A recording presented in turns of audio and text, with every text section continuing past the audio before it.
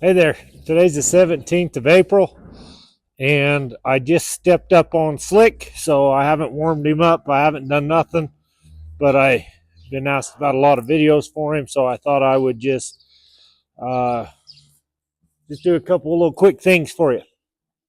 So, um, he's 9 years old. I raised him on our place. I owned his mother. I still own his father. And he was raised in the steep Rocky Mountains here.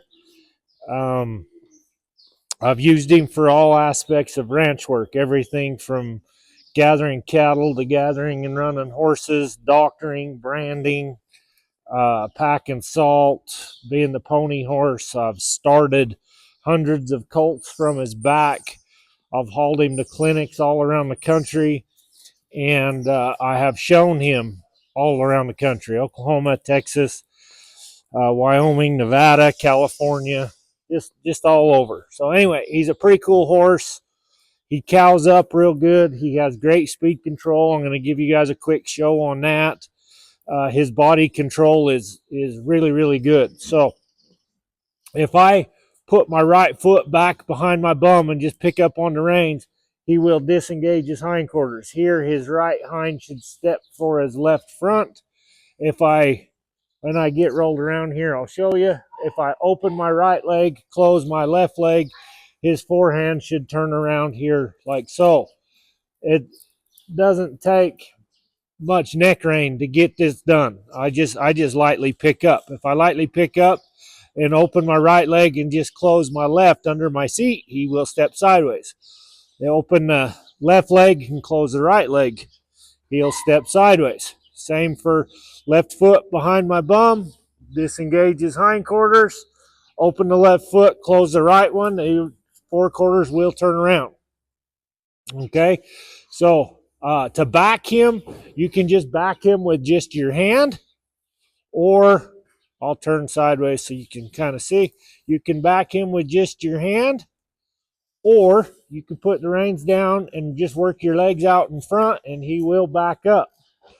Okay, if I want him to give me some collection in his face, I'll just kind of squeeze the rein, tap my legs, and if I put my attention on the pole, he'll soften there.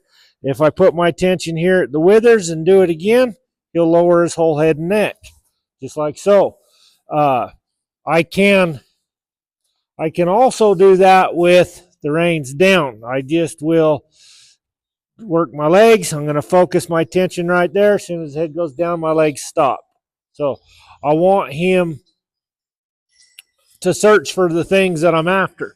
If I start to turn him around here, I'll start with my hand and leg. And once he starts, I can just sit here.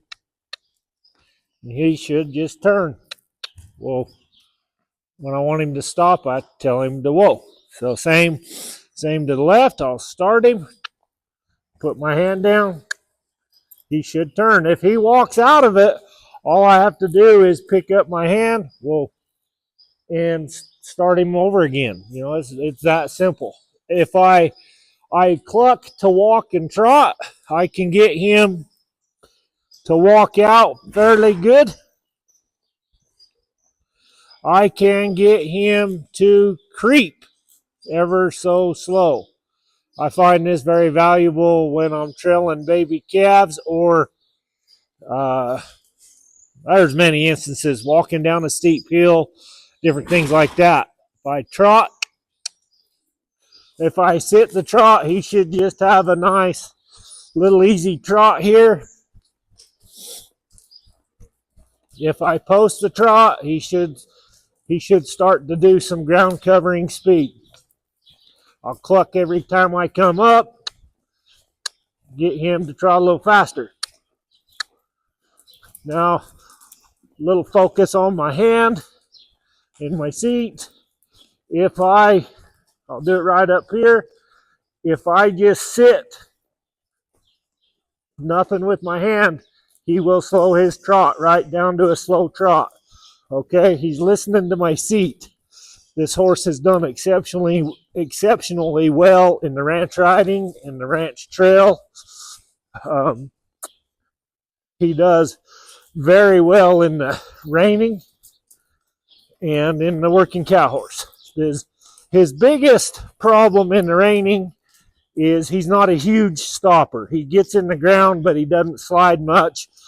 He'll slide a little ways. He is not wearing sliders right now. He's just wearing a keg shoe. But he's a nice horse. So if I sit up and smooch, he's going to speed up.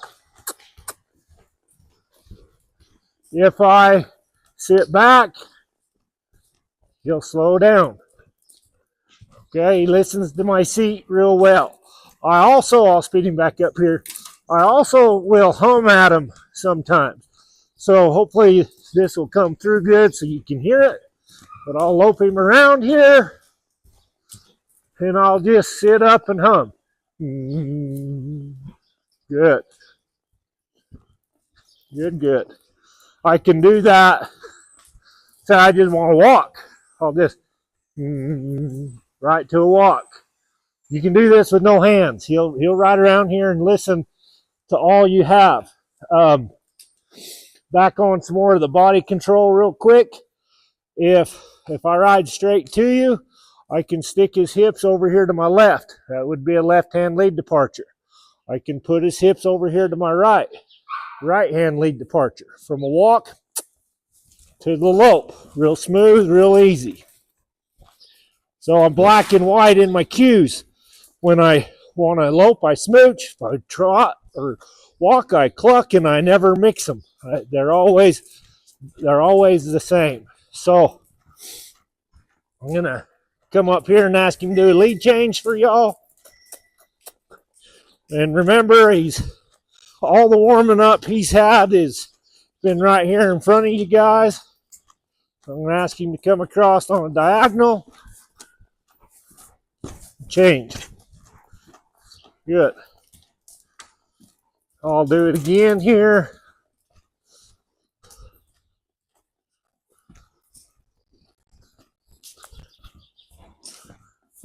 Across here on a diagonal. Change.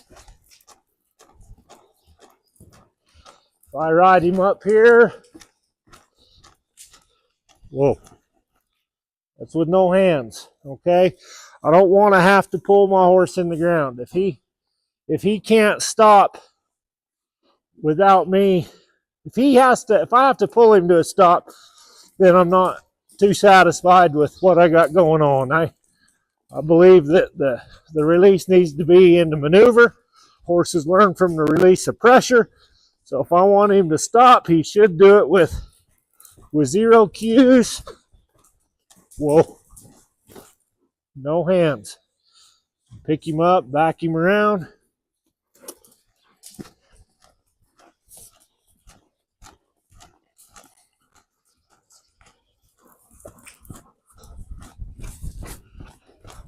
Whoa. That time I picked up a little on him, it just doesn't make any difference. He's just as good with or without your hands. So anyway, if you have any questions, please feel free to call me. My number is 801-541-9228.